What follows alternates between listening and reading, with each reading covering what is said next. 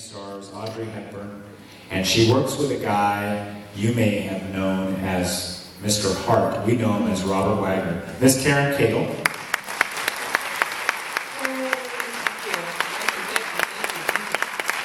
Wow, that was some turnout at the book signing. How many of you were there? Wow, that was fantastic. And here you are from Germany. All the way from Germany. The movie you're going to see today, wow, what a complete different kind of film for Mr. Robert Wagner. I found a review, I read lots of reviews, but I found one that I just found it, that I wanted to read that I thought was fantastic. And it said, "Rarely have I seen such an ugly, rotten to the core being, hidden by such a handsome and absorbing facade." He is rather absorbing. But I think last night I introduced him as the class in classic.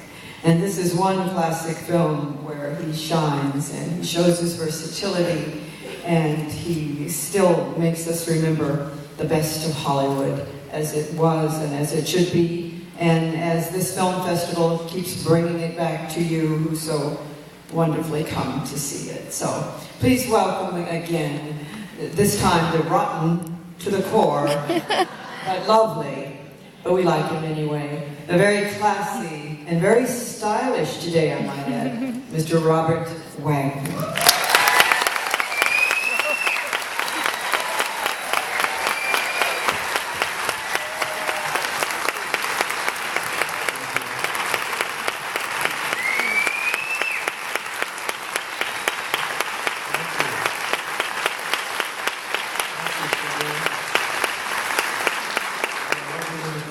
Well, you're lovely. Look at you.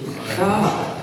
You know, nobody looks like you. Thank you. Well, this is my homage to a wonderful actor, Alec Guinness. Remember him? The picture that he took where he wore the white suit all the time. Very tasteful. Do you have on like red socks too? I think so. It's a great pleasure for me to be here, to see all of you, and to be a part of this wonderful classic festival. I mean, this really is the best, and for me to be a part of it is indeed a pleasure, and I thank you for arranging it. I thank Eric and everybody that's been involved. Everybody's been absolutely wonderful to me. I brought this for Bettina. Bettina came all the way from Germany just to see Robert Wagner. Oh my God. You came all the way from Germany to see me. And this line is... What I do what? You have to say, would you accept this rose? What's the line? Would you accept this? Would you accept this rose? Yes.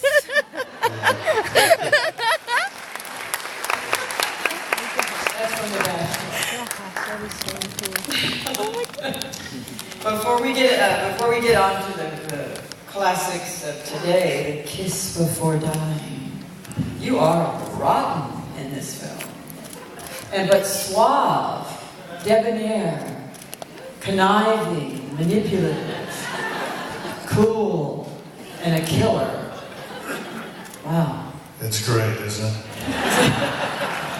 Can you imagine having the opportunity to play that kind of a part? This picture that you're going to see was very, at the time that we made it, it was really very provocative film because we dealt with a girl getting pregnant, which I was responsible for. That wasn't in the picture. And then I take some, I don't want to tell you the plot because I'd rather have you see it, but it was a wonderful time. It was Joanne Woodward's, I think it was her first movie, or it might have been her second one. And we became very, very close friends. We did a few other movies together after that, and as you know, she was married to Paul Newman, and they were two of the finest people I've ever known and have ever worked with. And but she wasn't married to Paul at that time, and we were all very young and very anxious to do good work, and we felt that this was pretty good work at that time. It was very well accepted, and the critics were very nice to us, and it was an unusual part for me. And I really did, I loved playing it. Virginia Leith was in it, a very successful young actress, and my very good friend Jeff Hunter was in it. We did several movies together, Jeff and I, and I was very fond of him. We were great friends. The director, Gert Oswald, I was his best man at his wedding when he got married.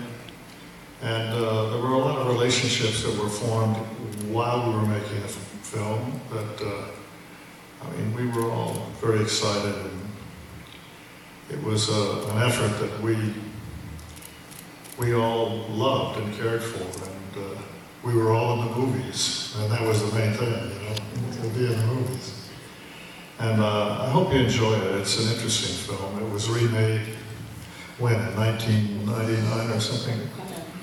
Not all that long time ago. With, who starred in Matt it? Dillon. Matt Dillon. Yeah, Matt Dillon Yeah. did it. I never saw it.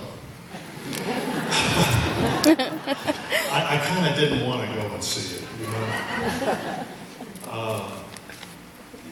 I worked with Matt Dillon. I did a picture with him. Nice man, good actor. But I don't know. I just the picture just meant so much to us. It's kind of odd, you know, to drive down the road and see a picture you're in that's been remade. You know, you look up at the marquee and you see, you know, it's a strange feeling. So I just didn't. I heard it was a very good movie. Was it a good movie? Excellent. Oh, excellent, but not Was as it good better as this one. No, you're going out. But I'm sure it had a lot of things in it that were very much more dealt with and more provocative than this picture, because we were rather limited as to how far we could go, because, you know, I murder her in the film. don't give it away. Oh, I'm sorry. There's several surprises in this film that I think that are kind of shocking. So we're not going to tell you those. But before we'll get to that film a little bit later. I just wanted to take a little time out because we didn't really have time last night. There's so many shows that Mr. Wagner has been a part of, and I know that all of you, from the book signings and from all of that, have your favorites. I just want to take just 1 second out to mention a little bit of his work on the small screen that he should be applauded for, including Switch, It Takes a Thief, of course, Heart to Heart, NCIS, and my favorite, which happens to be his role that he did on 2.5 Men, which was hysterical. Yes, you're very welcome. And on the big screen, the latest roles have brought him to the new generation, the Austin Powers films, which are so fantastic.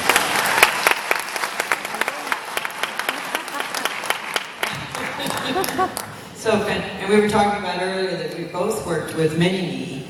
And tell them a little bit about working with this. You have no idea unless you've worked with Vern Troyer, who's a nice guy. He is so tiny. I mean, he's just so tiny. And it's kind of a shock in the beginning, but then you're working with him. Tell them a little bit about Mini-Me, because I think it's a character that interests people before we get into it. Well, you know, I had in my character, I introduced him to Dr. Evil. I created Mini-Me. This is Mini-Me. And Mini-Me, Vern I saw, as Karen said, he was this high. And, usually with most of the people that are born like that, they have people take care of them. They're watched very carefully. And in the movies, they're watched even more carefully. And I noticed one day we were shooting at Goldwyn, and he drove into the lot. And I saw him behind the wheel of the car driving his own car. He had the extensions on the brakes and on the accelerator. And, the car was all fitted out for him. And he lived by himself, alone. And it's rather difficult for a person that is that little to do that, to do all those things. And he had a bit of an episode, I was telling Karen, when we were shooting him. They had to take him to Children's Hospital to work on it, And their life is very difficult. A man like Vern, he can't go anywhere, really. Everybody's just watching him. Look, it's so astounding to see him. And then, of course, he has to watch out for being knocked down, because people walk into him, and kids see him, they don't quite understand him, and, they walk up and hit him sometimes. It's extraordinary. But I really did enjoy working with him, and he got involved with a couple of the Playboy girls. Interesting, huh? So I said, Vern, what was that like? He said, well, I was a bit overwhelmed. And I thought that was kind of interesting. Understatement. But he's a wonderful little actor. Anyway, So that's good. He's a wonderful little actor. He's a nice man too, but it's so disconcerting when you're working with him, you don't really know how to deal. But I want to go back to the Hollywood that we love, the golden age of Hollywood. And last night we talked about some of these spectacular actors that you were fortunate enough to meet and co-star with, such as Spencer Tracy and Fred Astaire, William Holt. I don't think there was one that you didn't. So tonight, I want to play a little game with you. And I want to talk about... You're going to play a game with me? Uh-huh. Is that all right? He's nervous, I can tell. No, I want to talk about some of the... You have said in your book, in your first book, I believe, and possibly in this one, the women that you co-starred with in your life were very, very important to your life. Changed things about your life. And that we sometimes talk a lot about the men and the Clark Gables and the Spencer Tracys as mentors, but I think for you just as much, there were the huge female stars that you co-starred with who were also very important to who you were. So can I just say a few names and you tell me the first thing that comes to your mind? These are people you co-starred with. Okay? I'm just saying. Are you ready? Yeah. Okay, good. Got scared there for a second. Barbara Stanwyck. Well, Titanic, yes. I was in Titanic with Barbara Stanwyck. And she was absolutely just the most marvelous person. And,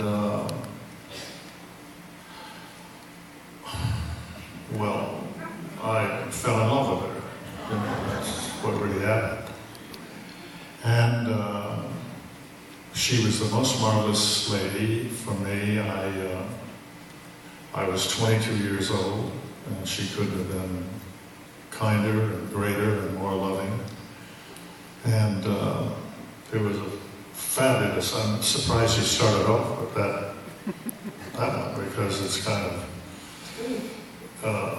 it never happened again, really like that for me. And But she was absolutely a fantastic person and a wonderful actress, and couldn't have been greater for a young actor like me who had been involved with her. I wrote about this in my first book.